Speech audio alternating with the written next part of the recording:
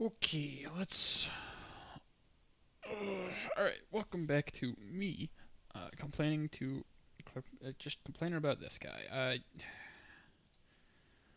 I do want to preface this whole thing by saying I am not a Hunter main, but I do play Hunter enough to do high end content regularly, master raids, dungeons, GMs on my Hunter.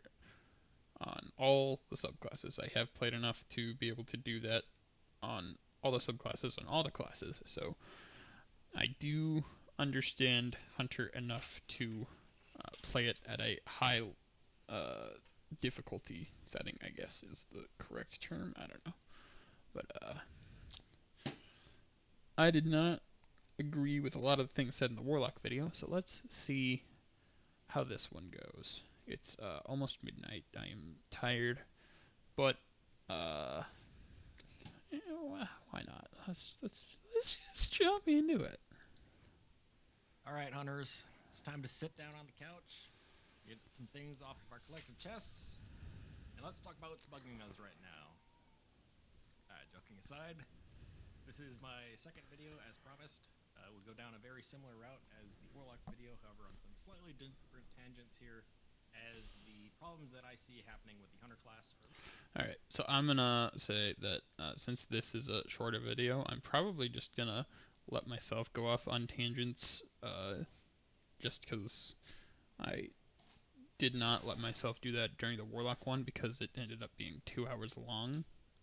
So I'll see if I can match that 2 hour timestamp. Probably not, though. I don't really have a whole lot to say about Hunters, but we'll see. A little less centered across the whole class as a whole, but more so focused on individual subclass fantasies that need fixing. Also, based on your feedback from the first video, you guys thought that it was very lengthy. So I'm just going to summarize some key points today to cut down on the length a little bit. So let's dive right into it. And I'm going to start with the general flow of the Hunter class. And right now, it feels pretty good. It allows for a bit Mm-hmm. more of a precise gameplay loop compared to Yes. their Titan and Warlock counterparts. A good example of this is the jump ability. Now, this is a much more precise Oh, jumping tool. oh boy. Alright, we're jumping. We're jumping, we're jumping, we're jumping. We are saying the word jump. We complained a lot about Warlock Jump. I'm very interested to hear what you have to say about Hunter Jump. An instantaneous effect, whereas both Titans and Warlocks build up their height and then distance with time. Now, this can lead to a few instances where the Hunter jump feels like it covers less distance, but I have tested it and it covers the same distance. You can do the same jumps that a Titan and a Warlock can. You just need a little more thought and skill to execute it properly, so congratulations, you have a much more skillful jump. I don't think that's correct. I think Hunter Jump is the easiest to understand. Titan is by far the most complex jump because it has a whole bunch of nuance to using it. Hunter is probably the easiest to understand, and Warlock is definitely the most skillful. I mean, I guess really, if we're talking skill jumps, Blink just clears all in terms of amount of skill required to use. But I think a Hunter jump is probably just the easiest to understand. Is just push button, go up. Uh, Whereas Warlock is momentum based. So if you don't have any momentum, your jump is kind of just based entirely on you and your momentum and where you started the jump and all kinds of things like that. So I don't think it's entirely truthful to say Hunter is the has the skillful jump, because honestly, Blink or Titan jump take more skill than this. I mean, so does Warlock. Hunter is like baby mode jump, as far as I'm concerned. The dodge ability gives you two instantaneous benefits along with short range and maneuverability, an instant Yes. reload or an instant melee charge, both of which have incredible use across the whole game. Yep. Movement Okay. wise, however, this is where I can definitely see some of your complaints coming into the mix, Oh as boy. the Hunter class lacks both the ground speed of the Titan and the air. Ground speed of the. What do you mean ground speed of the Titan? All classes sprint at the same speed. Icarus Dash is an aerial move. You're not talking about shoulder charge. Shoulder charge just got nerfed. Airspeed of the Warlock, and this is something I do agree should. Yes, yes. You do not have the air control of the Warlock. That's part of Warlock's identity. Yes, you, as a class that is not Warlock, do not have access to Warlock class identity. I hate to break it to you, that's just how class identity works. Uh, just like you're not gonna have the ability of a Titan to stand your ground and tank a shitload of damage. That's the Titan class identity. You're not meant to be taking. You're not a floating grenade spam god. You're not a warlock. You're not a unkillable wall of death. You're not a Titan. You are a fly through the battlefield, agile, don't get hit, deal shitloads of damage hunter. That's you. That's what hunters do. You are focused on precise gunplay, some ability spam. It's not super in baked into hunter identity ability spam, but the abilities you do have can and should be executed, precisely, and you should stay mobile most of the time. I know that's not like the best way to describe it, but the agility the hunters have to move through the play space is pretty high compared to Titans and Warlocks. Warlocks have great aerial mobility, very, very poor on ground mobility. Uh, Titans are the opposite of that. Good, all right. I don't know. I don't know what you really mean by on ground mobility. Because like shoulder charge isn't really that great for on ground mobility. You don't really want to be using that for movement ability anymore now that they nerfed it. Uh, Ground mobility is kind of just the same across the board. I think actually hunters have the highest ground mobility simply because of dodge. Um, Invis helps a lot there. You got things like Backrus. Yeah, power fantasy hunters just keep moving. Don't stop shooting. Precise gunplay. Bang bang shoot. Bullet bullet gun. Zap pet pow zap pow. You know, uh, uh, which differs heavily from Warlock, where it's just basically ability spam with gunplay to back it up. Hunter gameplay is gun spam with abilities to back it up. So let's. God, we're only 2 minutes in. Let's keep going. Should be looked at in the future either through subclass effects, new exotics, buffs to existing exotics, or just a general change to the hunter class as a whole. So that's about the only thing that I feel like the general flow of hunter needs to be changed. So let's go ahead and take a look at the current subclasses. I'm not really going to talk about much strand related stuff today, given the fact that we are still building strand, but I can spend some more time talking. Strand. Okay. Yeah, I'm gonna let him Yeah, finish. that is the I'm kids gonna. clubhouse. So let's start with Void 3.0. Now, when Void 3.0 launched for hunters, it was probably the weakest of the original. None of the void subclasses are weak in any way, shape, or form. I think currently, right now, Titan is probably the weakest of the three, just because Void Barricade has just been nerfed because of PvP. But in PvE, uh, the Invis is incredibly strong. Incredibly, incredibly strong. You only need like one or two fragments, uh, the two aspects, one or two fragments, and you have so much freedom here. As long once you get like Deadfall, uh, not Stylish Executioner, Vanishing Step, and I think Persistence, and maybe the one that gives you finishers, or finisher invis, and you're set to just roll up into literally any tier content and stay alive indefinitely if you're playing smart. You need to be micromanaging, how your invis timers.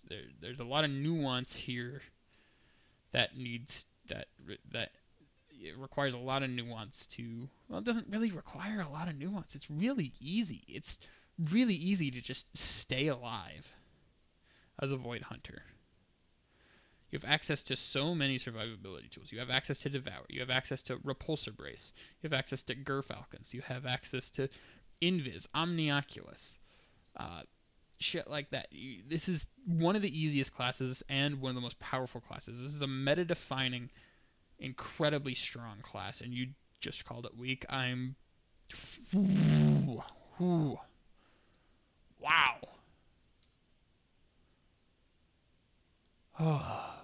Alright, let's continue. 3.0 reworks when it shipped. It provided tools to make yourself and your allies invisible, which Yes, congratulations. That's Night Stalker class identity. That's what hunters do. They turn things invisible. That's what they do. Void warlocks it get devour, and void titans do overshields. That's the class identity. Each one has their own verb. Warlocks get devoured, titans get overshield, hunters get invis. It's what they specialize in. It's what they're good at. That's what the class is built around. This is the type of guy to complain that his Tesla runs on can be batteries. a powerful tool in PvE, minus those absolutely wonderful, but I was invisible moments that seem to happen from time to time, and the fact that some Okay. Oh, okay, hold enemies on. seem to have a sixth sense. They don't have a sixth sense. What they do is they shoot at where they last saw you. Okay? If you go invis and you just hang around the spot where you were last visible, you're gonna die. That's how it works. They just shoot at the last spot they saw you. So you just move away from that spot. This problem is eliminated entirely. Now, they can detect you coming out of invisibility before the animation shows you actually out of invisibility, because there's an animation of you coming out of invisibility. They can detect you as soon as that animation starts, because you're technically visible as soon as that animation starts. Status wise, you lose invisibility the second the lose invis animation starts, and then you go through the animation, which is why it sometimes looks like you die while invis, when in reality you're not actually invis client side. It's just the animation takes longer to play up than the reaction time of whatever you died to. Dr. Pepper. They follow you around and wait for you to break invisibility, and then kill you anyways. The melee Some Void Hunter really showcases where Bungie had some of their big misses come into play.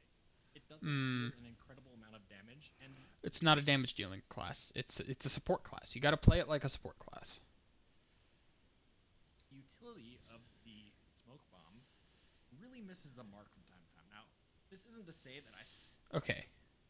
The utility of the smoke bomb misses from time to time. What does the smoke bomb do? It blinds enemies, it weakens them, and it gives you and your allies invisibility. That's already more than the Void Warlock melee does. That's 3 more things than the Void Warlock melee does. Why are you complaining about this? Why is this the melee that you've chosen to complain about when Void Warlock melee is right there and does absolutely nothing for the class in PvE? Oh, yeah, sure, it's a push away, but if there's more than one thing in front of you, it's useless. There's no reason to use it. It doesn't apply volatile, doesn't do weaken, doesn't do any of that stuff without an external buff. The only real use case for it is if you don't want to peek a corner on like an exploder shank, you just throw it and it tracks around the corner. It's the most aggressive tracking in the game. Unfortunately, it's tied to a fucking useless ability. I think the smoke bomb should be applying a tier 4 weaken effect, but given the fact that it's only a tier 1 weaken effect, it can make this feel very lacking. Tier 4. You want a tier 4 weaken effect on a melee? You're out of your fucking gourd. Off your fucking rocker. You know how much uptime there is on this smoke bomb if you're playing the class correctly? You should never be without one.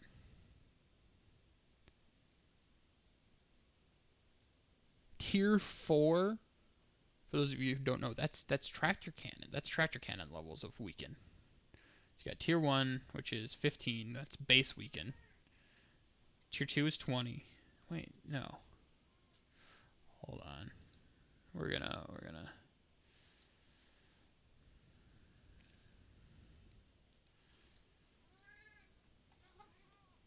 global debuffs. Okay, there's no tier 4. There's only tier 3. You're a liar. All weaken is tier 1, except for these ones right here. Yeah, with the two supers tied to Void Hunter. Void Hunter is the only subclass in the game that has a tier 3 debuff tied to it innately without having to run an exotic like Warlocks and Titans have to do. Yeah, yeah, this is a weak class, guys. Weak right here. The only class in the game to have a tier 3 debuff by default. And he wants a fucking melee in here? Are you serious? Tractor Cannon takes up an exotic slot and your heavy slot. These are both supers. Felwinter's Helm is situational and becomes way less potent at high-end content without an incredible amount of foresight and building into to make work. Like you could do a finisher build at high-end uh, PVE with Felwinters. You're gonna be better off doing something else. Let's let's keep going. Yeah, any circumstances. This is where either changes to aspects or introduction of exotics could come into play. Maybe Hunters don't need any more void exotics. Omnioculus covers all bases. Enables the most power. Sure, hunters could use a different playstyle. They gave it to you. It's Gerfalcons. You want to just spam them. Just you want to do what hunters does best. You use Gerfalcons. You use Wave Splitter. You just fucking beam everything in front of you. That's how you break out of Omnioculus boredom. Is you use Gerfalcon's Wave Splitter, or you can use Gerfalcon's Heart Shadow, or any combination of Void Exotic plus Void Void Exotic plus Gerfalcons. It's just fun. It's just fun to just blow shit up. It's hilarious. I love it. There's no issue here. You just don't like Void Hunter, and that's fine. That doesn't mean there's a problem with Void Hunter. It's just not to your liking. adding a second void melee to the hunter that is more damage focused would also be a welcome change in my opinion. Okay, Wise void okay. Wait, I already said this once. It's not. It's a support class. It debuffs targets. It buffs teammates. It's not a damage dealer. It's a hey, I'm gonna help you hit that thing harder subclass. It's not a I'm gonna hit it hard subclass. It's not Arc Titan. It's it's Void Hunter. It's not a damage dealer. It's a support class. I'm gonna call it what it is. It's a support class, which is fine. Cause it's nice to not be a fucking damage dealer once in a while on Hunter. It's nice to not have to be on top of everything all the time on Hunter. hunters have three aspects that provide invisibility. Boy, oh boy, you get a lot of Oh, wait till this man finds out about Titans. invisibility with Void Hunter. Vanishing Step, where you get it on dodge. Trapper's Ambush, where you get an air dive with your melee, albeit text here includes one of those absolutely wonderful duplicate clauses in which smokes apply weaken, so by default. And then finally, Stylish Executioner, which grants invisibility when killing a void debuffed target.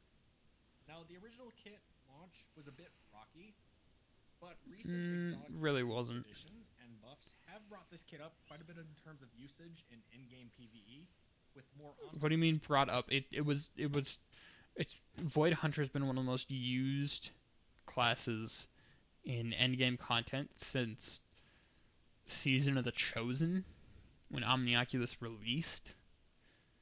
And Omnioculus is something I would call meta-defining in terms of power, just outright ability to carry in endgame content. I don't use the term meta-defining lightly. There are not that many weapons, or armors in the game that I would even consider to be meta-defining.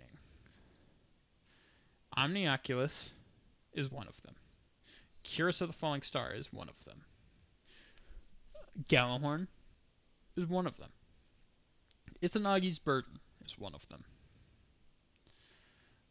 Uh, Mental Battle Harmony is not. Uh, there, Omnioculus Hunter is a meta-defining class, and you are deluded and just wrong if you think otherwise. Demand access to keywords like volatile and devour. Superwise, with more on-demand access to kit up quite a bit in terms of usage in in-game PvE, with more on-demand access to keywords like volatile and devour. You always had those on demand. You just had to make orbs and get kills with your grenade. You have the same access as warlocks to uh, volatile. Just throw a grenade. In fact, what you can do is you can just skip out on Echo of Undermining and just throw a vortex nade and then do your deadfall into it, so that anything that ends up in your grenade gets weakened. And you just get free grenade kills, then you get volatile rounds, or you could just slap on Gerfalcons for free volatile rounds when you go invisible, which is something you're going to be doing a lot of on Void Hunter. Superwise, there are two tether variants, one devoted to long-term debuffing, and the Mm-hmm. other devoted to burst damage. One is Yes. Spectral Blades, which is a roaming super for ad clearing and weaken effects. Yep. Deathstar Tether is Meh. Okay. Spectral Blades is a PvP super. You're not using that for ad clear. Tether is one of the best just ad control supers in the game, and as well as being an incredible DPS super in and of itself. No one in their right mind is rocking Spectral Blades in PvE, unless they're doing it for fun. It's a PvP super. It was a menace in PvP from the moment it released. Remember Gwissinvest? Nobody does. Uh, 2 minute long super of just instant death with wall hacks and permanent invis and permanent uptime. Yeah, it's a PvP super. probably fine as is. It's a powerful team support tool. However, the other two supers, they need some serious love. Now, my own personal testing with Mobius Quiver shows each tether dealing about 4,300 damage on a Lost Sector boss on the first pull, and then after debuffing it, the second pull dealt about 51,600. While you do get a third volley with Orpheus Rigs, this is a very pitiful number for what is supposed to be a damage super, falling well below almost every other super in the Okay, game. but it's not a damage super. It's a hybrid damage support super. It's not a straight up damage super. If it was a straight up damage super, it wouldn't provide the weakening effect. It wouldn't do anything else but damage. But it's not a straight up damage super. It's a hybrid damage support super.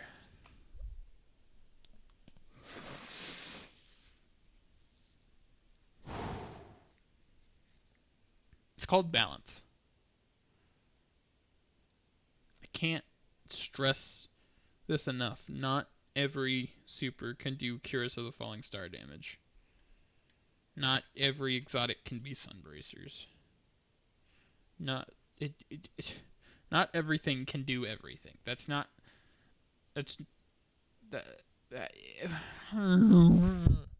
I'm just at a loss for words. The leaps in logic that you're taking here. Yeah, yes, Mobius is the best for solo stuff because you get two volleys, shoot one, and the next one debuffs the next one. As a solo player, Mobius Quiver is the best. It doesn't do a lot of damage. Wah wah wah wah wah wah wah wah wah. You can just shoot him with your guns, which is what Hunter does best. Is shooting guns. Hunter is based around gunplay.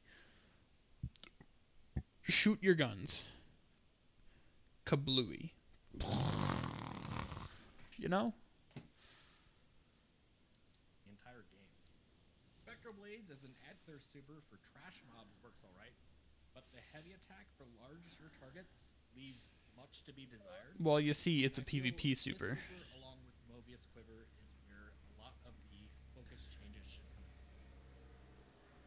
So you want super tunes. You want them to tune the supers. You don't need to change the class. Just buff the supers a little. Like, okay, Mobius Quiver could do a little more damage. It could self buff a little bit higher. It could be like a self buff to just itself, like 30% for everyone else, but for the person who cast it, their second volley just gets like a 60% buff, instead of the 30. That'd be nice. That'd be cool. That'd be alright. I'm really not looking forward to what he has to say about Solar. Oh, man. Next up, we have Solar Hunters, and probably as it Also, can I just say, zero sauce, no drip, green, L. I don't know. I'm tired. I'm just pointing random shit out that I see. Why is this man made out of spiders? Uh, I'm really fucking tired. It's past midnight, but I do want to berate people on the internet. That's one of the best things I am. That's he, words. That is one of the things that I am really good at. Is just telling people on the internet that they're wrong. People agree with me sometimes. Uh, all right, let's keep going. I'm losing my mind here. pertains to the Hunter 3.0 reworks, I think Solar Hunter probably as Next up, we have Solar Hunters, and probably as it pertains to the Hunter 3.0 reworks, I think Solar Hunters are in a pretty good place. And even with recent Okay. buffs and Season of Yeah, Defeat, they're all right. this has made them even better yet. Some of the highest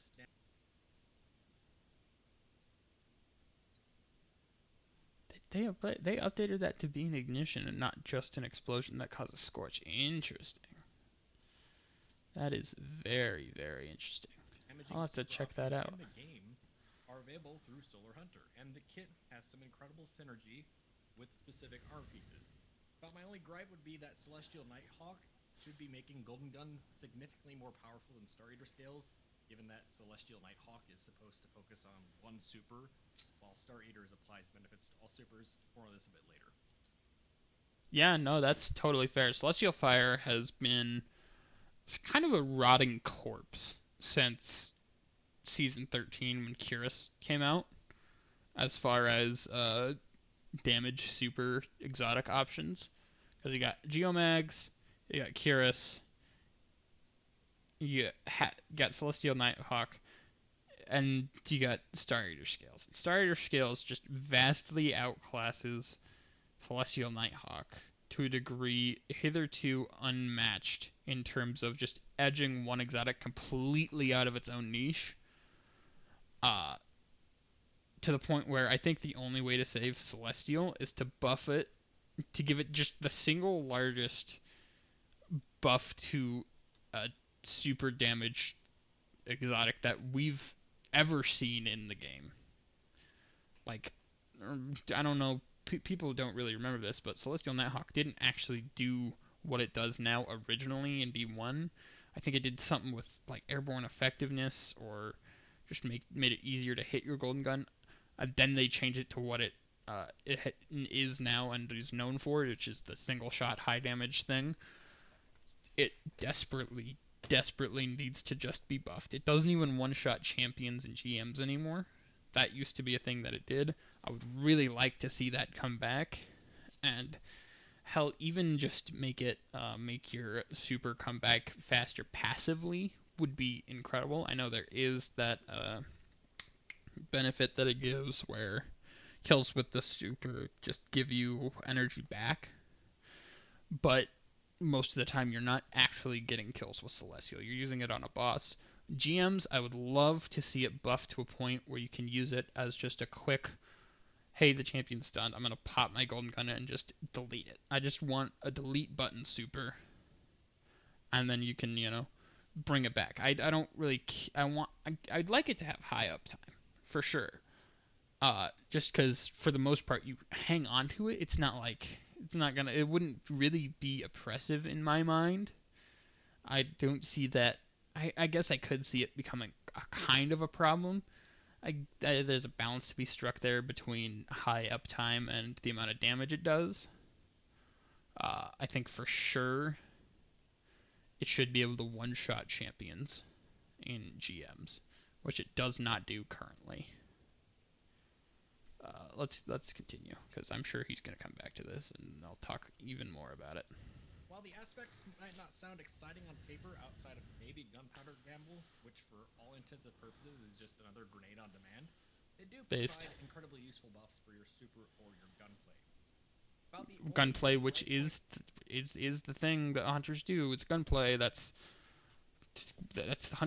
what hunters are strong at. It's gameplay I or can see for gunplay. solar hunters is the lack of survivability compared to Ah, well, you see, that's because and solar did not execute as well as Void did when divvying up verbs between the classes because warlocks got restoration, which is fine. For a while now, warlock and up until the recent stronghold buff for titans, warlocks were the only class capable of getting restoration times 2, which is fine. That's the warlock's identity. They're healing, whatever. Titans is I would have liked to see Titans spec more into ignitions, but ignitions are honestly just really difficult to spec into. Titans are kind of more spec into Scorch than anything. Hunters are built for Radiant, because Radiant buffs the gunplay. That's why they have the Acrobat dodge, and that's why they have the aspect where their supers just get buffed by Radiant. So Hunters subclass verb, quote unquote, is Radiant. It's they're the class that benefits from being Radiant the most because Solar class identity is very much not well defined. It's one of uh, my least favorite things about it is how little real variety there is between the classes. Every class just kind of boils down into spam abilities. You got Young Ahamkar Spine, Sunbrazer, Starfire. I know Starfire's dead, but you know what I'm talking about. Hellfire Heart. Oh God. I guess Titan really is just more melee spam than anything. Cause I even need to say Hammer Titan. Yeah, Hammer Titan. God Lord, Hammer Titan needs a fucking nerf. As fun as it is, it needs to be nerfed. Also, Consecration needs to be buffed. I'll save that for the Titan video. I'm sure he's gonna complain a shitload about Consecration, even though his Consecration's fucking hilarious. to their Titan and Warlock counterparts. Now, both Titans and Warlocks have on demand access to the restoration effect through aspects and fragments or exotic pieces. Yes, Titans only have on-demand as stuff through it by having a their exotic armor slot filled and b their heavy weapon slot filled by a sword. So yes, to to your point, yes, hunters do not have on-demand access to restoration. Titans only have it through uh, an exotic and a weapon at the same time. That doesn't there's no like there's really not a whole lot of flexibility. Swords aren't really in a great spot in high-end content anymore. I think they could probably use a buff, and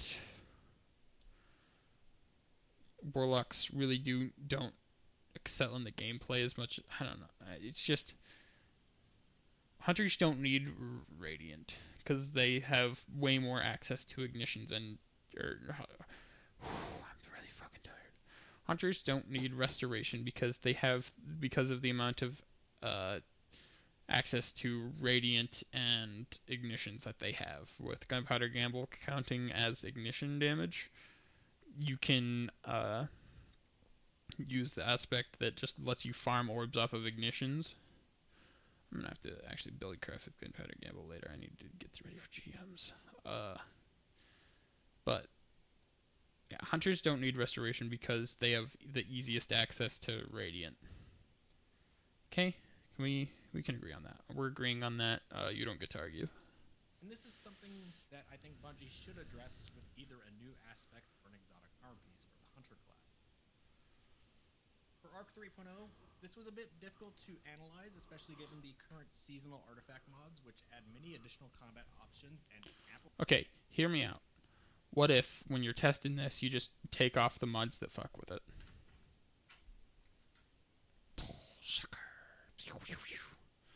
Like it's not that hard. Just take off the mods that mess with it while you're testing it to get it raw.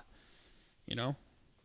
All right. Simplify, jokes aside, existing combat options. Melee wise, you have two choices here: Combination Blow, which has a close quarter combat loop, which allows you to recharge your abilities quickly, while also granting you class ability energy and some health. One of two effective close quarter combat builds in the game for high end content. That being this one and Hammer Titan. Warlocks just don't get melee classes. Get bent loser. Uh, Loser being all warlocks that want to melee things. You know, we have like 6 melee exotics, but we don't get to use any of them because warlocks just don't have anything to enable melee builds.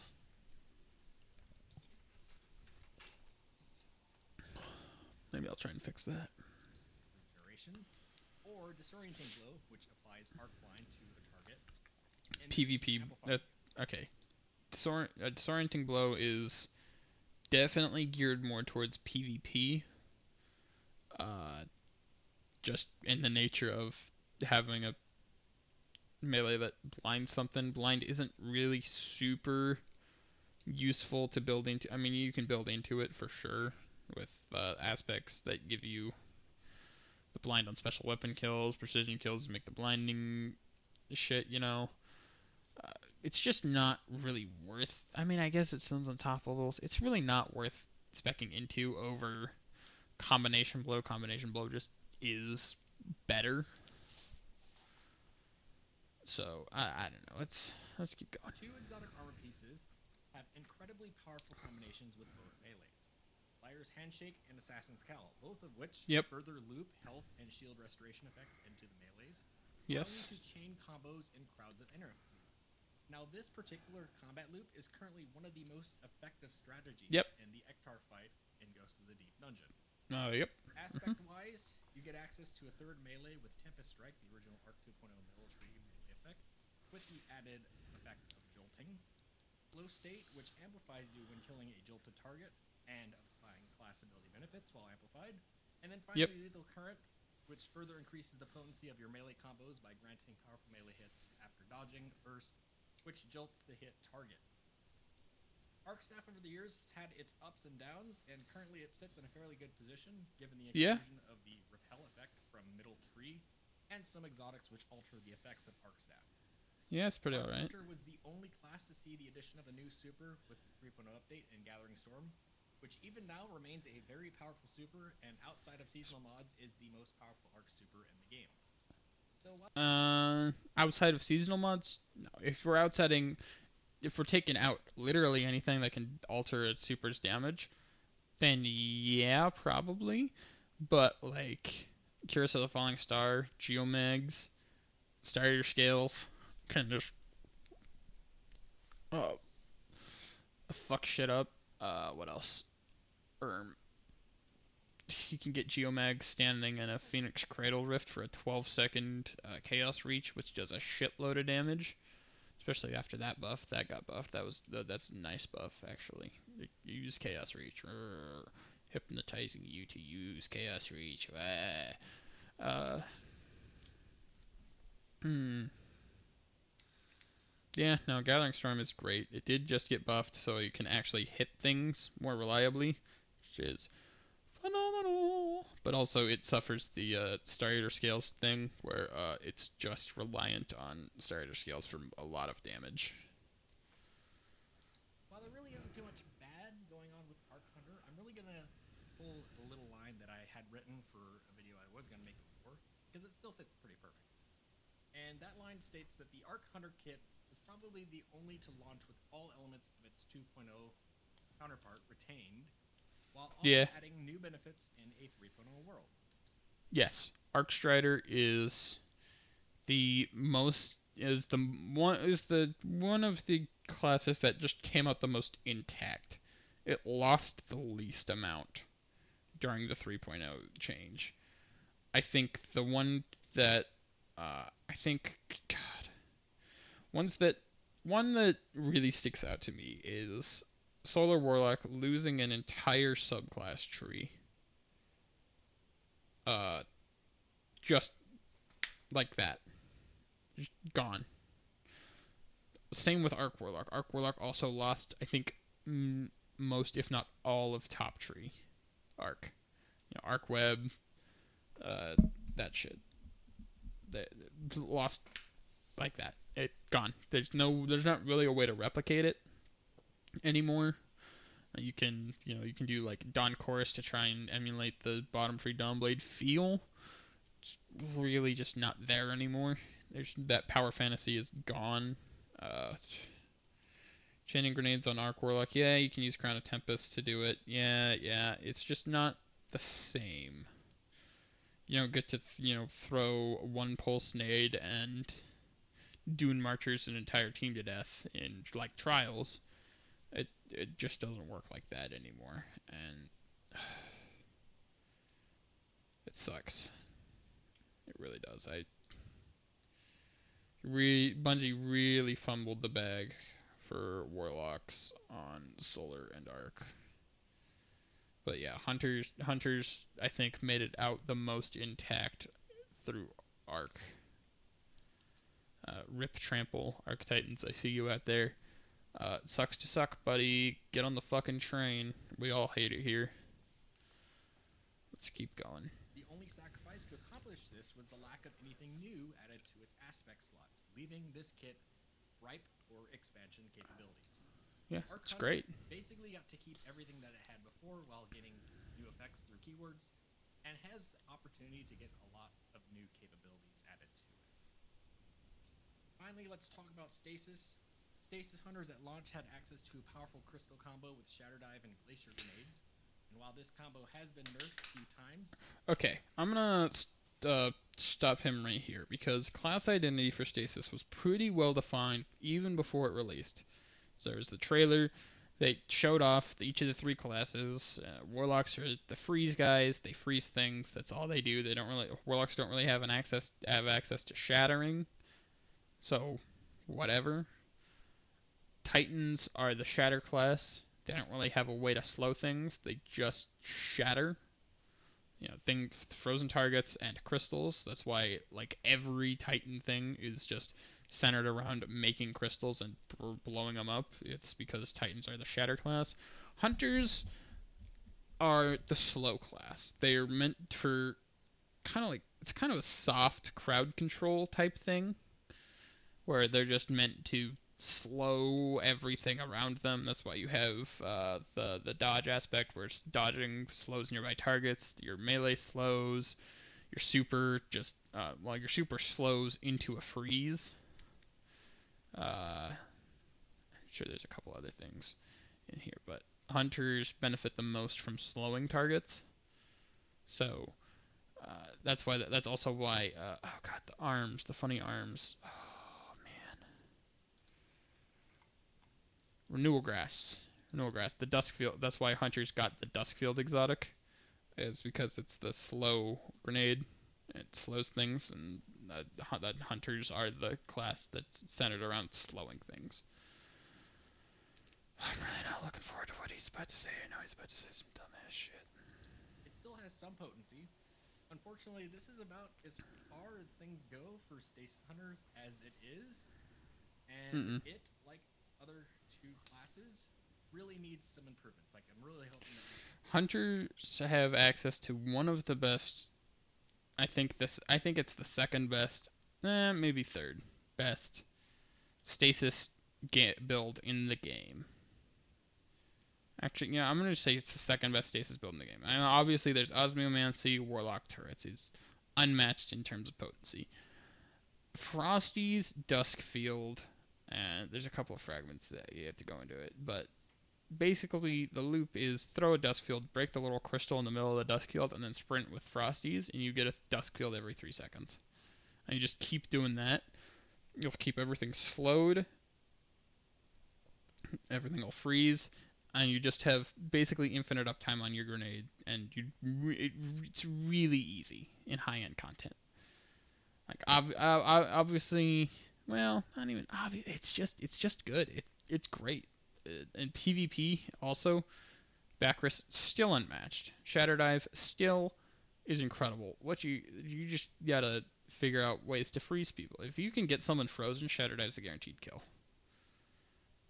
Uh, I'm falling asleep. Sorry. Let's see what he has to say. You get a Stasis 3.0 soon. The melee gives you a pair of Stasis Shurikens, which bounce Yep. between targets and apply slow to them. Yep. 2 hits, freezing a target. The Mhm. tracking on these shurikens can be a bit funky at time, and that's something I think Yeah. you should definitely take a look at and improve Same as in the shield future. throw. Looking at the Hunter's kit as a whole, Stasis Hunter has easy access to the slow keyword and shatter damage, but lacked significant options for freeze and stasis crystal generation. A second melee that adds Stasis in one crystal of these two generation, not capabilities could shards. go a Okay. long way to help improve the kit as a whole. Aspects include Shatter Dive, yet another dive ability, which shatters stasis crystals near you on landing. Winter's Shroud, which generates a pulse of slowing when using your dodge. Grim Harvest, which spawns stasis shards when defeating a slowed or frozen target. Yep. And finally, Touch of Winter, which enhances your stasis grenades. Effect-wise, I'll give Shatter Dive a pass for being the first dive ability on Hunter. However, the other two elements, Void and Strand, also having dives that essentially do the same thing, really showcases a lack of What do you creativity. mean essentially doing the same thing? Essentially doing the same thing. Shatter Dive is a damage dealing dive. Deadfall is a support dive slash utility dive, and the Strand Dive is a stun dive. It suspends everything. It's a kind of a Jedi get out of jail free card almost. They do not do the same thing. That not correct. False.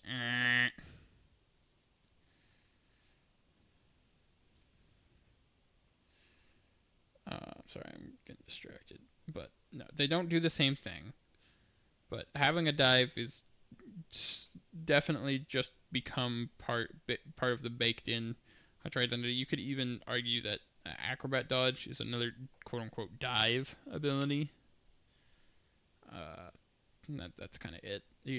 The dives are here to stay. Obviously, they just keep fucking pumping them out.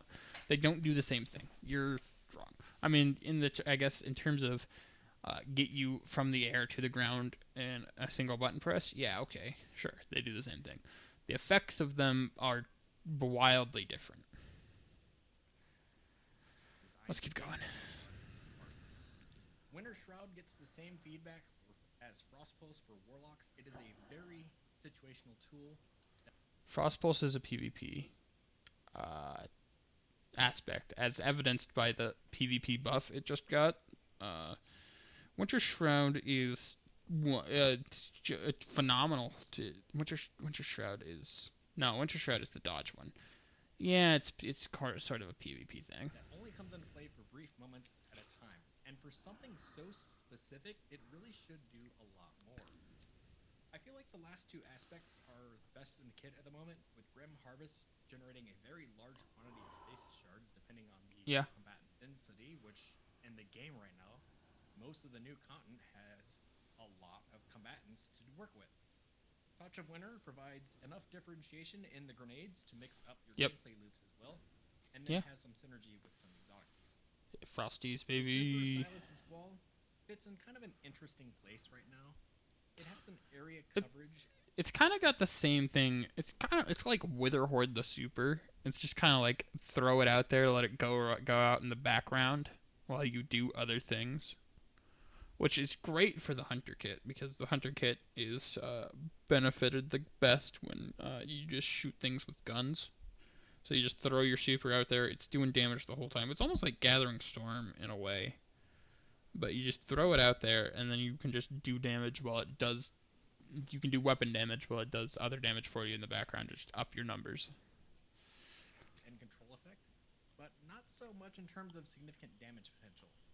As noted in the Warlock video, I think all classes need a stasis update where they get an alternate form of the super. Yeah, So in case of the hunter, I think they should get a roaming super that is more focused that'd be on neat. damage versus crowd control. Okay, roaming damage supers are kind of like they're not an easy thing to balance because it really just if they go too strong, they end up ruining PvP. If they go too weak, they're useless in PvE and PvP. There's just a lot of balance that has to come in there. Obviously, oh god, what's the big hammer? Big hammer, big hammer, big hammer Titan. You know what I'm talking about. Uh, is great for boss damage, and it's great for just baking people in like bubbles and wells in PvP. But in PvE, you gotta have like syntheseps on to make it worthwhile for damage. But it can do damage. You just need to spec into it a little bit more. I think that's just where this theoretical hunter super that you're talking about needs to be in that same sort of niche as not Roaring Flames, Burning Maw. That's what the fucker's called. All right, let's continue. Silas as well fits more of the crowd control fantasy. Perhaps something focused on spawning and shattering stasis crystals and doing a lot of damage. No, no. Okay, so no, that's just a direct interference of Titan class identity there, because Titan class identity revolves around spawning and shattering crystals. I wouldn't be opposed to hunters getting something that lets them freeze more, or gives them an even bigger benefit, some other benefit to. Oh, my back. Oh, slowing targets, but just giving them Titan class identity is probably just a no-go. Also, before we get any updates, any more aspects for stasis, the light subclasses need them. The light subclasses have three. Solar Warlocks have one playstyle. Void Hunters have one playstyle. Solar Titans have one playstyle. Because Consecration fucking sucks. It's niche. It doesn't suck. It's niche. If you build into it right, it can do some cool things. It's just not as easy as Hammer Titan. Uh, yeah, the light subclasses need the aspects more than Stasis does. Damage with that. Stasis for all the classes needs some attention. Be it they need some new Yes, melees, correct. grenades, supers, and Yes, aspects to keep yes. it up. Nah, aspects. Elements. I don't think aspects are the correct way to go. I think just more supers and grenades with different utilities is the best way to go for this. Maybe touching up on some of the aspects to make them a little bit better, like giving Winter Shroud some PvE utility, like uh, slowing a target gives you just damage resist, just give you damage resist on slowed targets as well as frozen targets and crystals. That would be neat. That would be a sizable buff to Winter Shroud, actually. Which have fit together very nicely in this 3.0 world. I think driving attention towards filling the gaps that the Hunter subclass is missing compared to Warlocks and Titans while keeping enough of an identity difference is where the attention really should be. Yes.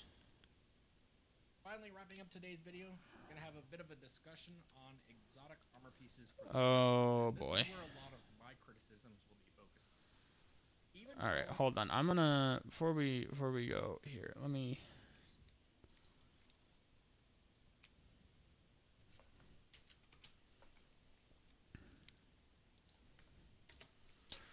go here. Let me do this. Hunter, exotic. All right, apply filters.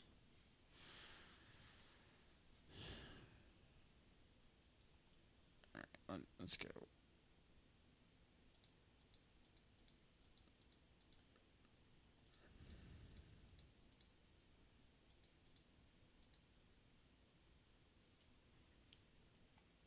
This should have all of them, right?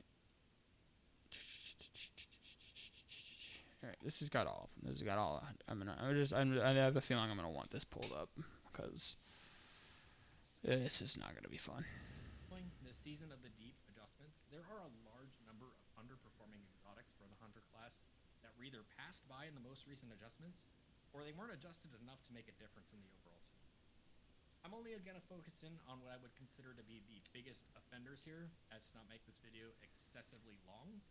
But Oh most of you boy. can probably fill in the gaps and the things that I've missed today, and can fill in the discussion further in the comments here. I'm gonna say anything that he says that's a PvP exotic shouldn't be. He really just shouldn't bring up PvP centered stuff in these videos. This is definitely a PvE centered video. If you say something like, "Oh, it's the Stompy's nerf," it's a PvP exotic. This is not the place to be discussing PvP stuff. This is definitely a PvE centric video. Let's just jump into it. But I'm going to start by talking about. You know what? Fuck it. I'm going on. I'm gonna go.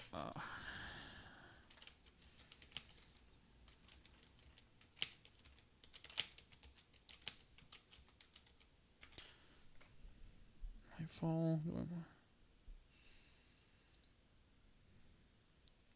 Oh, this is old. Yeah, sure. Why not? Let's do it this way. Oh, sweet. I've already done it. Cool. Totally forgot that I did this like a month ago, so it saved it. Awesome. Uh, yeah. This is where I'm putting all these. By the way, tier list. Boom. It's done right here. Uh, uh, fight me on Twitter, I guess, at 5headhydra1. Just screen cap this and tell me which one you think belongs somewhere else. Actually, you know what? Fuck that. I'm going putting that down there. Uh, yeah, no, I don't see any problems with this.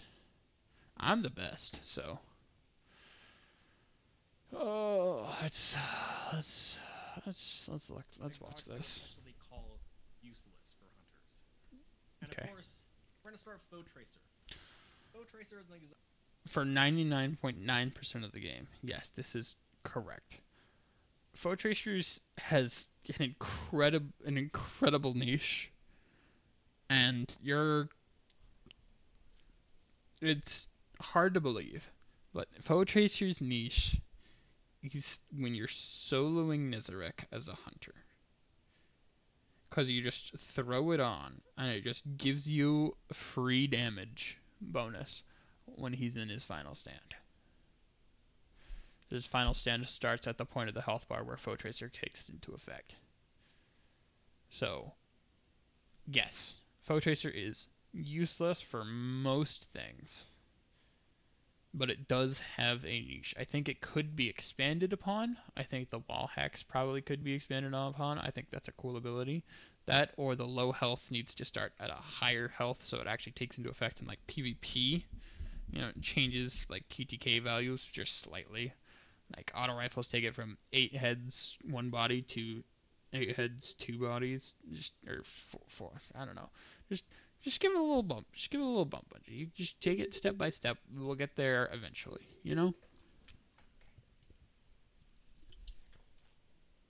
Maybe just make it give gut shot straight on all your weapons. That'd be neat.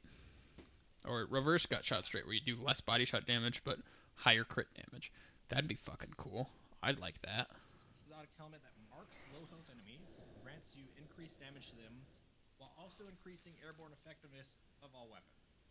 I don't think I've Sick. used this exotic a single time in the entirety of Destiny 2. It has such a niche effect that has Mhm. such a small activation window, and Yep. a limited effect that makes it feel completely pointless. Sure, you can see marked enemies behind walls, but hey, guess what? You have a radar. So, Okay, cool. but the Foe Moving Tracer to doesn't fall. exotics. Okay, Foe Tracer doesn't fall victim to radar manipulation in PvP. That's that's another thing that it does is you can't be tricked by like smoke bombs or the new strand dodge clone thing. You can't be tricked by those things. That's one of the strengths it has. A recent addition, Blight Ranger. Ah, Now, this was meant to offer you counterplay when reflecting projectiles with Arc Staff.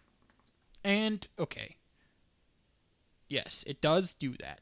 Uh, I remember doing a GM once, and my buddy was wearing it. Devil's Lair, the where you get out in that big open area. There's the Briggs and the tank. I just reflected a shot and just one shot the tank. I haven't been able to replicate it. I think one of us has a clip of it. I'll try and find it.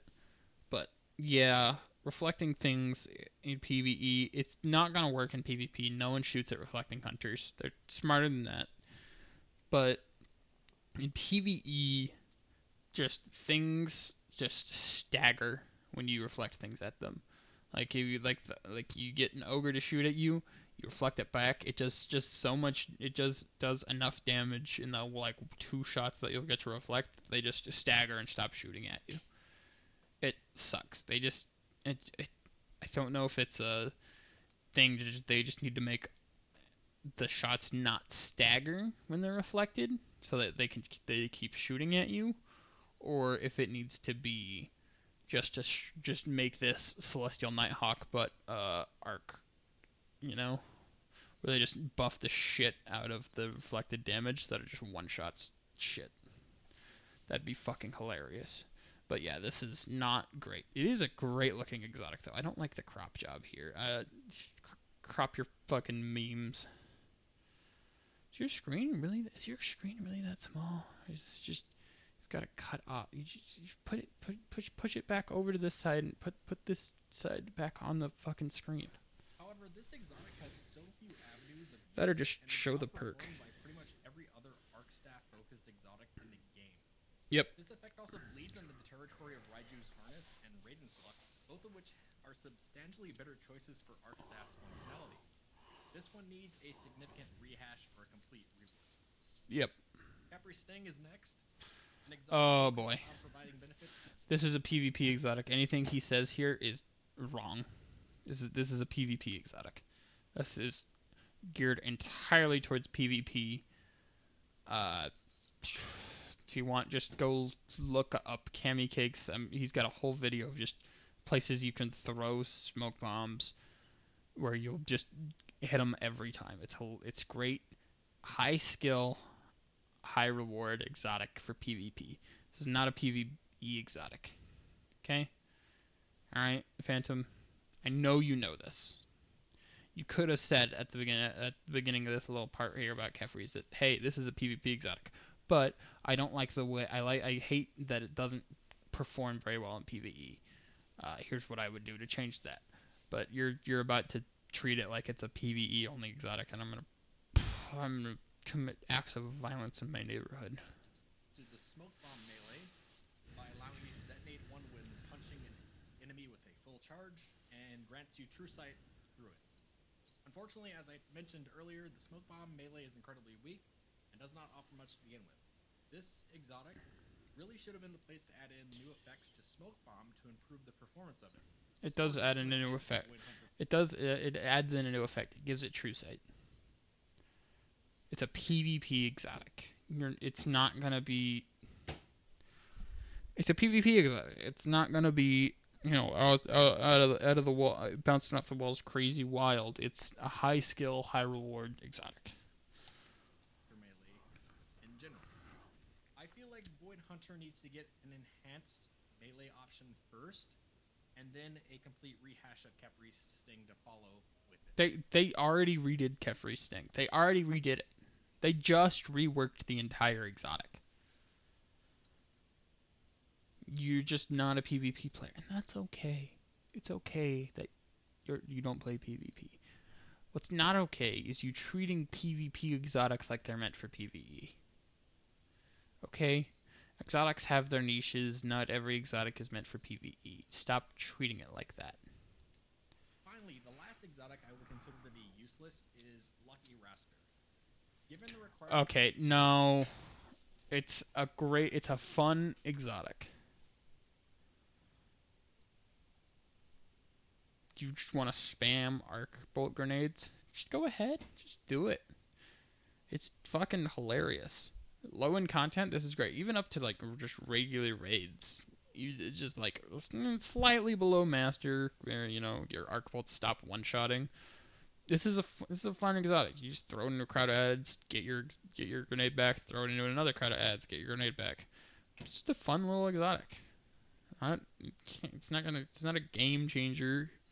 It's not a meta definer. It's just a fun. It's a fun little gimmick. It, it's not useless. It's just fun. Of a full arc bolt chain of 4 hits to fully recharge the grenade, and random chances outside of this, all this exotic truthfully does is showcase a behavior that should be generic to the arc bolt grenade itself, and not just a small niche exotic effect. Only because the behavior modification here is so insignificant that it feels useless in almost every circumstance in the game. I mean, maybe you just need to throw your arc bolts better. L plus ratio. But even then, while many exotics that hunters have don't fit with the useless ones here, there are a number of other pieces which provide mediocre benefits or fit into such niche gameplay styles that make it feel like a pointless inclusion. These would be things like Knucklehead Radar, Mechaneer's Trick Sleeves, Oathkeeper, Triton Vice, and Gemini Jester. All these pieces Okay, hold on. We're gonna. make it feel like a pointless inclusion. These would be things like Knucklehead Radar. Hold on, I'm gonna make a new tier list of. I'm just gonna make a new row. You said Knucklehead Radar. What other ones? Mechaneer's Trick Sleeves, Oathkeeper, Mechaneer's Trick Sleeves. Oathkeepers. Triton Vice isn't on here. Triton Vice, and Gemini Jester. And Gemini Jester. Where is Gemini? These four plus Triton Vice, the crab hands with the glaive hands. All these pieces provide very mediocre benefits or very small effects that don't really offer anything significant to the hunter class as a whole. Yes, they are gimmick exotics. With the exception of Triton Vice. Triton Vice is just trying to be Syntheseps, but for glaives exclusively, and it kind of sucks. It needs a buff. This is a PvP exotic, so I'm going to put that back where it belongs. This is just recently got a buff, a sizable buff that makes it actually pretty good. I'm gonna put that back where it was because it's pretty alright. It's not bad. I've used it a couple times since the buff. It's alright. This is a niche playstyle thing that I think is fine as is. This this is just a neutral game benefit. It does need a kind of a rework. It could do with a little bit of a rework. Triton Vice just needs the buff. They're not. You can center your entire build around any one of these. I guess Gemini Jester is tough because it does like the blind thing, but it's not arc blind, so you can't really build into it. But then again, it's a PvP focused exotic anyway, so wait a minute. I moved something out of here. There's you. Tried to escape me. There are also exotic pieces that have been nerfed in the past and now as a result feel completely useless, in which their previous unnerfed state was actually perfectly fine. Renewal Grasps. Anyone? Okay.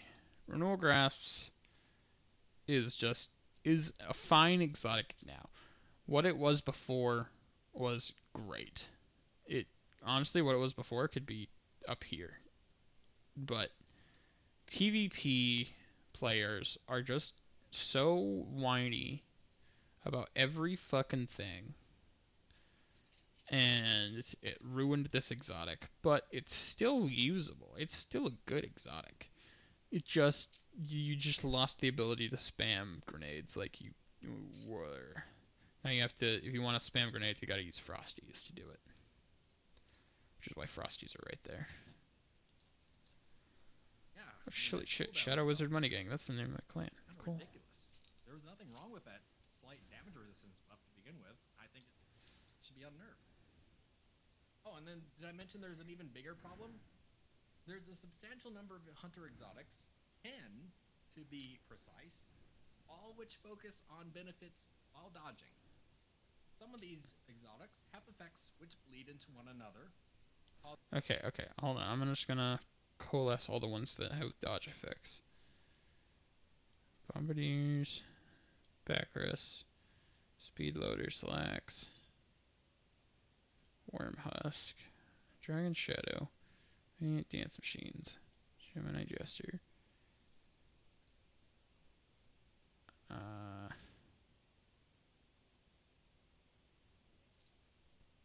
6 Coyote. You said 10. I've only got 8. What other ones are there?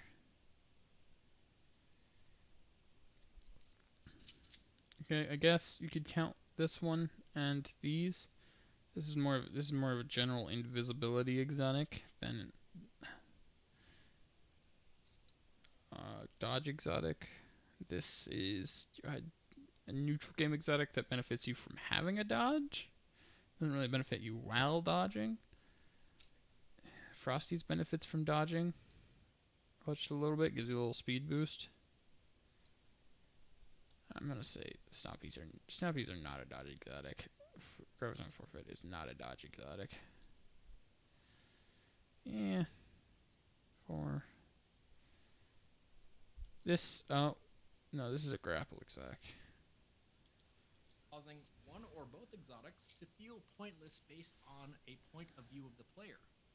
So you can take a look at one dodge exotic and another dodge exotic and say, wow, I think this exotic's useless because this one does the same thing. There shouldn't be exotics that have a similar effect to one another in the game. I think Bungie should take... There should not be exotics that have a similar effect to each other in the game. There should not be exotics that have a similar effect to each other in the game. Should not be. So, Nothing Manacles and Controverse Hold have a similar effect where they just buff Void Grenades. One of those just shouldn't exist, despite the clear differences between them.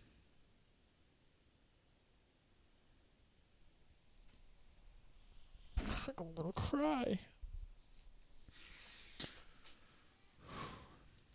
Take a look at a bunch of these dodge exotics and start to differentiate their activation effects a bit.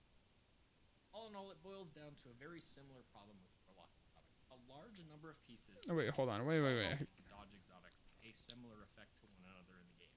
I think Bungie should take a look at a bunch of these dodge exotics and start to differentiate their activation effects a bit. All in all, Okay, so you want to take the dodge exotics and just make them not activate on dodge? But like the whole class hinges on dodge. Like the whole class is contingent on dodging. You know? It's the class ability. It's the thing that you're going to be doing like most often as a hunter is dodging.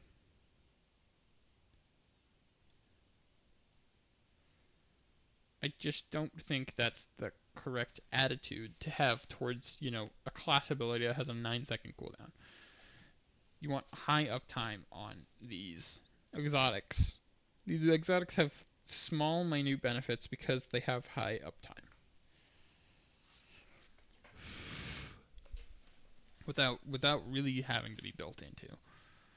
Like, Gemini Gestures has just a little effect, but like it's up every 10 seconds, so you have more, so it's just up all the time. Whereas something like, oh god, what do we do? What do I say here? What's the correct Celestial Nighthawk should have a really big effect, but it's only up when you have your Hunter exotics are just high uptime, low impact exotics. They're not really game changers. Like I guess Young Ahamkara's Spine would be like the exemption to that because it's just high uptime, high impact. It's just like, hold on. All right, we're whipping out paint again. We're whipping out paint again. So Hunter exotics are oh man, we're gonna bust out the text again. Oh man, that's big.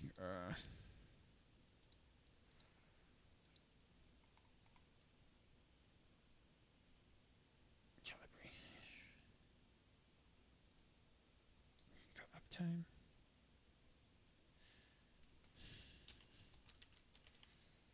Actually, you know what? We're gonna undo this whole thing because we're gonna go. Actually, we're gonna go like this. Yeah, we're gonna make a 4-quadrant graph. Yeah. Yeah, we're doing it this way.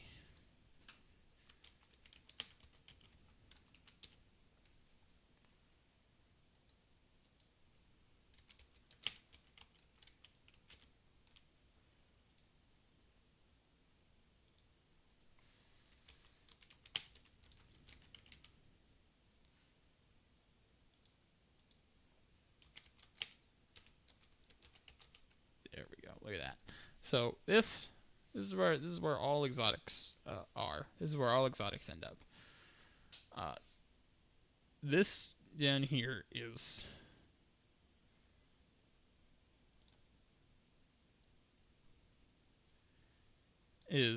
the.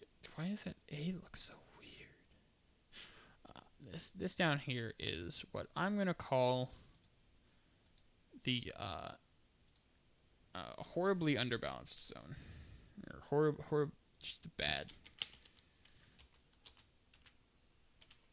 Oh shit, it's red. Why is it red? Oh god, oh god, oh god, oh god.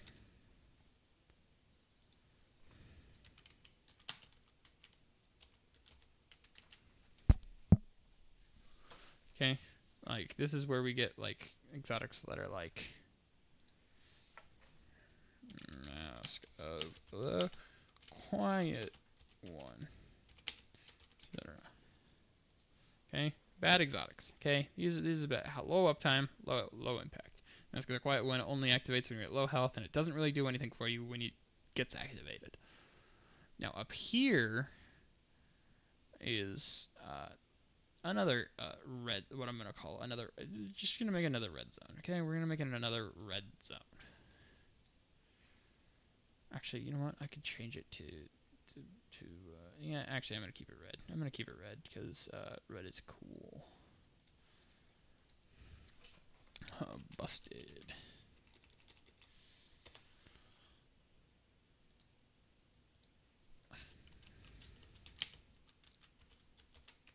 Busted exotics. Okay. And in this area, we've got Starfire, Hoyle, etc. You know, obviously pre-nerf on these two, but these are the two areas where we don't want to be.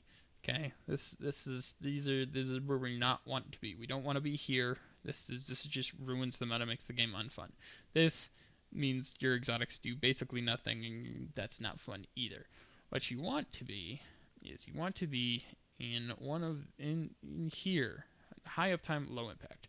This is where your hunter dodge exotics sit. Okay. I don't remember to choose text color.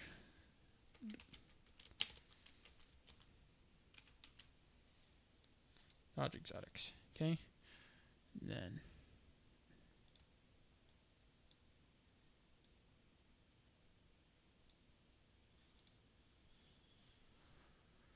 we take a brush, make it like this. God, this is such a shitty graph, but you get the point. Over here, we get uh, super exotics. Okay. This is where things, obviously every exotic some falls on kind of like a gradient somewhere in here. Like I would say something like nothing manacle. I'm just gonna start plotting points on this graph. I hope you don't mind. Like I'm gonna say nothing manacles. Actually, yeah, nothing manacles. I'm gonna say it's not really high impact, but it's high uptime. So nothing manacles ends up like here. Okay. These dodge exotics, something like Frosties, hella high uptime. Not really super impactful on gameplay. Frosty, I'm gonna make Frosties orange because it's funny. Frosties is down here. Okay.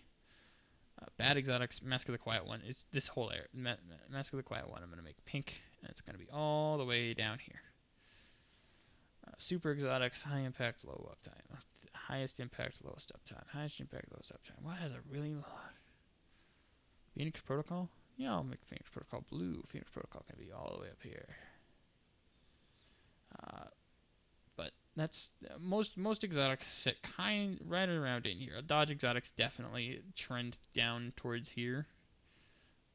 But this is kind of where most exotics hang out. And Dodge exotics, they just have a hella high uptime. They're just up all the time, which is why they get away with having such a low impact, because otherwise they would just ruin the game. Okay, I hope that makes sense. Okay, I hope that makes sense to you. I hope you're, most. Actually, I'm gonna circle it so I can. Uh oh. Brushes. This is the okay zone.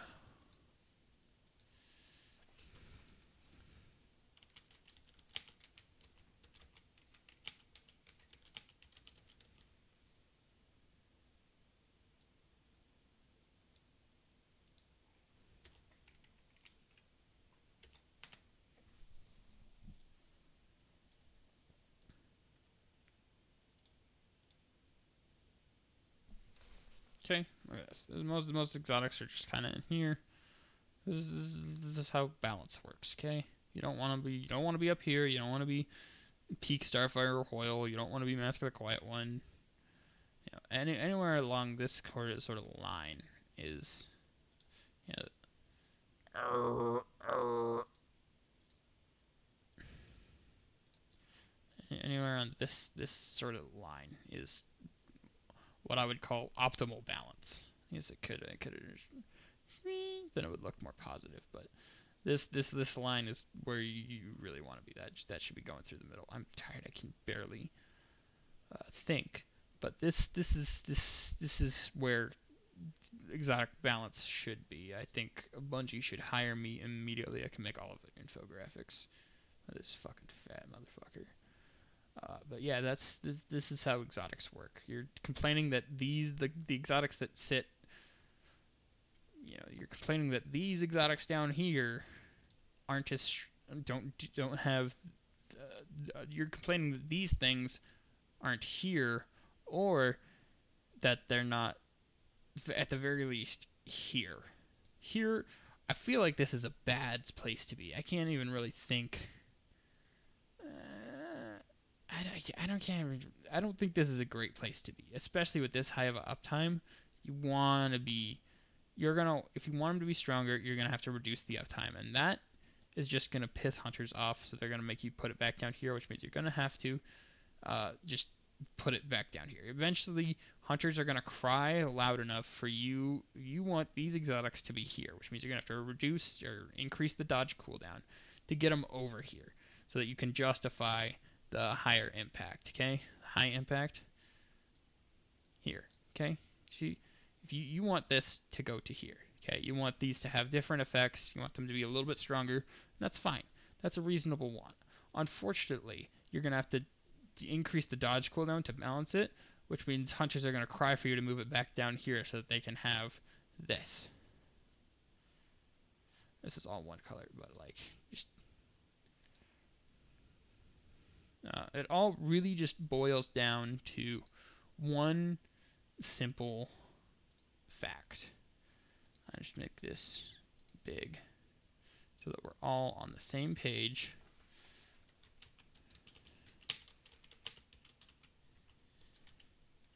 Okay, this right here, shit. This right here is why these can't move to here. It's because of this. Okay? Because if you bring it up to here, they'll cry that they're not over here. They want to be over here, they want their Gemini gesture every 7 seconds, but you want it to have an arc blind, so it goes up, which means you don't get the 7, you get like the 14 or fucking whatever, 18 even. That would be pretty balanced, I think. But then hunters are babies, and they're going to want you to bring it back to the 7, which means you're going to have to lose the high impact because hunters are babies. Does that make sense? It really does just boil down to hunters are babies.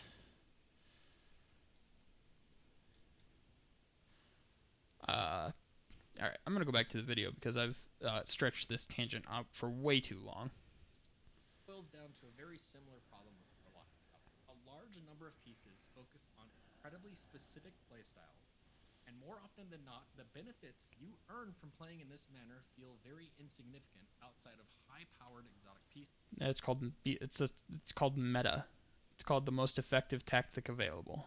I mean, the meta is the easiest, most effective build and currently available.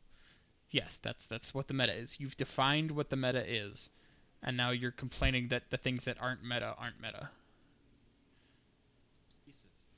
Hunters specifically also have a more significant issue with Star Eater scales. Now, this Yeah, exotic that's is a fair. best-in-class super exotic, It just and it outclasses all the completely super dwarfs exotics. a bunch of these other super focused exotics that focus in on one super. Celestial Nighthawk, for example. Now, Celestial Nighthawk is altering your Golden Gun to give you one very high-powered shot. However, you can just get a Star Eater scales, buff it up to max, pop a 4x Golden Gun, very easy to do with all the orbs of power on the ground now, and you can deal a significantly larger number of damage points with a Star Eater scale Golden Gun compared to a single Celestial Nighthawk shell. This Yes. makes Celestial Nighthawk feel useless because of Yep. Star Eater scales. Yeah, I talked So a about this bunch of these earlier. other exotics are being dwarfed by Star Eater scales, and I don't think the answer is to nerf Star Eater scales. I think that Bungie really needs to go and take a look at a bunch of these other exotics. Yeah, like I said at the beginning of the video, Celestial Nighthawk would need to get one of the biggest buffs to super damage we've ever seen in the game. Uh, but yeah, really the rest of it just boils down to this. I want to make that clear. Actually, I want this arrow.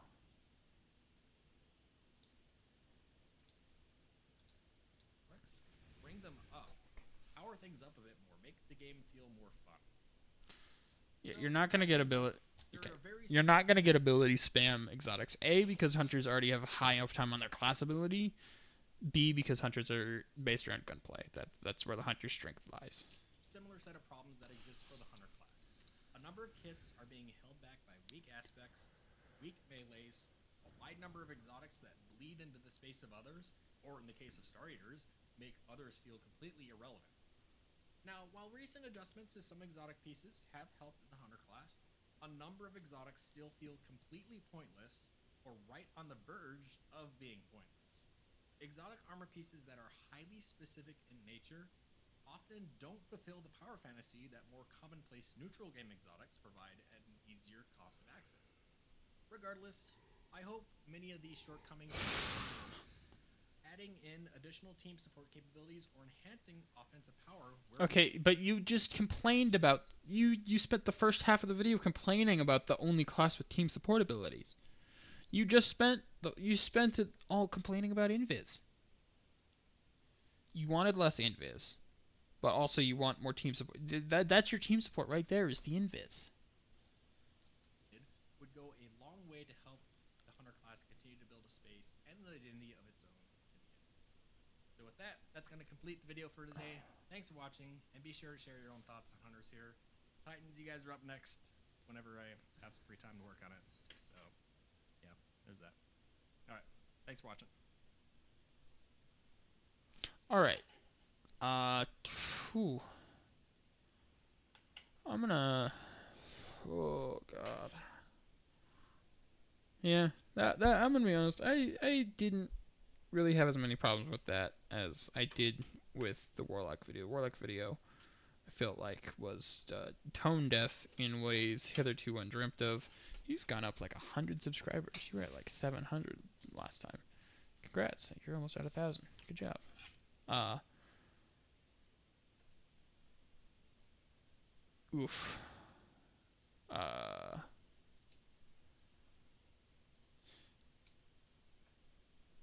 yeah. This right here, actually, this comment right here.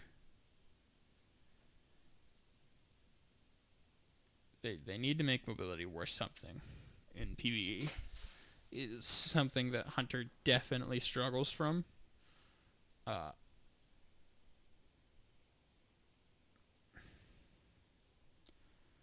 I think making it act as sort of like an evasiveness stat in PvE, make it act similar to the No Time to Explain Sparrow, where if the higher mobility is, the like higher quote unquote evasiveness is, like enemies will miss you more often, or they're less likely to target you over someone else, would be a sizable buff to hunters.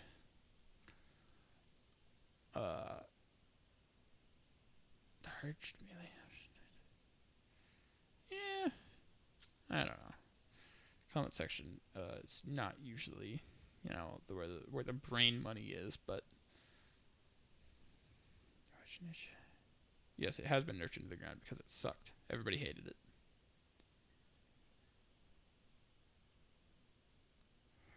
Uh, yeah, that's. I'm gonna end my video here. Like, subscribe, comment your shitty thoughts below.